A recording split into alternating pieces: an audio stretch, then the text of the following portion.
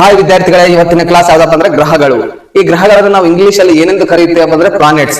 ಈ ಒಂದು ಗ್ರಹಗಳ ಟಾಪಿಕ್ ತುಂಬಾ ಇಂಪಾರ್ಟೆಂಟ್ ಟಾಪಿಕ್ ವಿದ್ಯಾರ್ಥಿ. ಯಾಕಂದ್ರೆ PUC ಇಂದ DC ವರೆಗೂ ಕೂಡ ಕ್ವಶನ್ ಆಗುತ್ತೆ. ಅದೇ ರೀತಿ ಮುರಾರ್ಜಿ ದೇಸಾಯಿ, ಅದೇ ರೀತಿ ನವೋದಯ, ಅದೇ ರೀತಿ ಏಕಲವ್ಯ ಒಂದು ಎಂಟ್ರೆನ್ಸ್ ಎಕ್ಸಾಮ್ ಅಲ್ಲಿ ಕೂಡ ಕ್ವಶನ್ ಆಗುತ್ತೆ. ದಯವಿಟ್ಟು ಕ್ಲಾಸ್ ಅನ್ನು ಚೆನ್ನಾಗಿ ಕೇಳಿ ನನ್ನ ಪ್ರೀತಿಯ ವಿದ್ಯಾರ್ಥಿಗಳೇ. ಅದೇ ರೀತಿ ಈ ಒಂದು ಸೌರಮಂಡಲದಲ್ಲಿ ಸೂರ್ಯ, ಈ ಸೂರ್ಯನ ಸುತ್ತಲೂ ಎಷ್ಟು ಗ್ರಹಗಳಿವೆ ಅಂದ್ರೆ 8 ಗ್ರಹಗಳಿವೆ.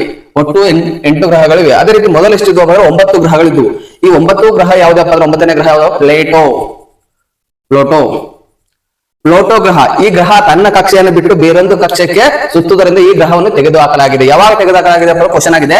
2006 ಆಗಸ್ಟ್ 24ರಂದು ಜೆಕ್ ಗಣರಾಜ್ಯದ ಪ್ರಯತ್ನದಲ್ಲಿ ತೆಗೆದು ಹಾಕಲಾಗಿದೆ. ಇದು ಕ್ವಶನ್ ಆಗಿದೆ. ಇದು UPSC ಕ್ವಶನ್ ಆಗಿದೆ ವಿದ್ಯಾರ್ಥಿಗಳೇ. 2006ರಲ್ಲಿ ಪ್ಲೇಟೋ ಗ್ರಹವನ್ನು ತೆಗೆದುಹಾಕಲಾಗಿದೆ. ಈಗ ಪ್ರೆಸೆಂಟ್ ಆಗಿ ಎಷ್ಟು ಗ್ರಹಗಳು ಅಂದ್ರೆ 8 ಗ್ರಹಗಳು ಇವೆ. 8 ಗ್ರಹಗಳು ಕ್ವಶನ್ ಆಗಿದೆ. ಪೊಲೀಸ್ ಕಾನ್ಸ್ಟೇಬಲ್ ಅಲ್ಲಿ ಕ್ವಶನ್ ಆಗಿದೆ. ಅದೇ ರೀತಿ FD ಅಲ್ಲಿ ಕ್ವಶನ್ ಆಗಿದೆ. ಫಸ್ಟ್ ಡಿವಿಷನ್ ಅಸಿಸ್ಟೆಂಟ್ ಅಲ್ಲಿ. ಸಾಕಷ್ಟು ಇಂಪಾರ್ಟೆಂಟ್ ಟಾಪಿಕ್ ಇದು. ದಯವಿಟ್ಟು ಚೆನ್ನಾಗಿ ನನ್ನ ಪ್ರೀತಿಯ ವಿದ್ಯಾರ್ಥಿಗಳೇ. ಒಟ್ಟು ಗ್ರಹಗಳ ಸಂಖ್ಯೆ ಎಷ್ಟಪ್ಪ ಅಂದ್ರೆ 8. ಅದೇ ರೀತಿ ಮೊದಲನೇ ಗ್ರಹ ಯಾವಾಗ?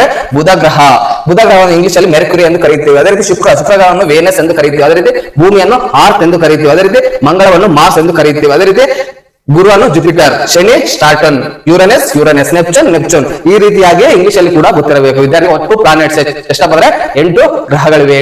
8 ಪ್ಲಾನೆಟ್ಸ್ ವಿದ್ಯಾರ್ಥಿಗಳೇ. ಅದೇ ರೀತಿ ಗ್ರಹಗಳಲ್ಲಿ ಅತಿ ಚಿಕ್ಕ ಗ್ರಹ ಯಾವ್ದನ್ನು ಕ್ವಶನ್ ಆಗಿದೆ. ಗ್ರಹಗಳಲ್ಲಿ ಅತಿ ಚಿಕ್ಕ ಗ್ರಹ ಯಾವ್ದಪ್ಪ ಅಂದ್ರೆ ಬುಧ ಗ್ರಹ. ಈ ಬುಧ ಗ್ರಹ ಅತಿ ಚಿಕ್ಕ ಗ್ರಹ, ಸ್ಮಾಲೆಸ್ಟ್ ಪ್ಲಾನೆಟ್. ಚಿಕ್ಕ ಗ್ರಹ ಯಾವ್ದಪ್ಪ ಅಂದ್ರೆ ಬುಧ ಗ್ರಹ. ಅದೇ ರೀತಿ ಇನ್ನೊಂದು ಕ್ವಶನ್ ಆಗಿದೆ ವಿದ್ಯಾರ್ಥಿ. ದೊಡ್ಡ ಗ್ರಹ ಯಾವ್ದಪ್ಪ ಅಂದ್ರೆ ಗುರು ಗ್ರಹ, ಜುಪಿಟರ್. ಬಿಗ್ ಪ್ಲಾನೆಟ್ ದೊಡ್ಡ ಗ್ರಹ ಯಾವ್ದಪ್ಪ ಅಂದ್ರೆ ಜುಪಿಟರ್. ಅದೇ ವಿದ್ಯಾರ್ಥಿಗಳೇ, ಸೂರ್ಯನಿಂದ ದೂರವಿರುವ ಗ್ರಹ ಯಾವ್ದಪ್ಪ ಅಂದ್ರೆ ನೆಪ್ಚೂನ್. ಇದು ಕೂಡ ಕೇಳಿದ್ದಾರೆ. ನೆಪ್ಚೂನ್ ಗ್ರಹ ಸೂರ್ಯನಿಂದ ದೂರ ಇದ್ದ ಗ್ರಹ. ಅದೇ ರೀತಿ ಯಾವ ಗ್ರಹದಲ್ಲಿ ಕಬ್ಬಿಣ ಆಕ್ಸೈಡ್ ಇದೆ? ಯಾವ ಗ್ರಹದಲ್ಲಿ ಕಬ್ಬಿಣ ಆಕ್ಸೈಡ್ ಇದೆ ಅಪ್ಪ ಅಂದ್ರೆ ಮಂಗಳ ಗ್ರಹದಲ್ಲಿ ಕಬ್ಬಿಣ ಆಕ್ಸೈಡ್ ಇದೆ. ಆದ್ದರಿಂದ ಈ ಮಂಗಳ ಗ್ರಹವನ್ನು ಕೆಂಪು ಗ್ರಹ ಎಂದು ಕರೆಯುತ್ತೇವೆ. ಕೆಂಪು ಗ್ರಹ, ರೆಡ್ ಪ್ಲಾನೆಟ್ ವಿದ್ಯಾರ್ಥಿಗಳೇ. ಇದು ಕೂಡ ಕ್ವಶನ್ ಆಗಿದೆ.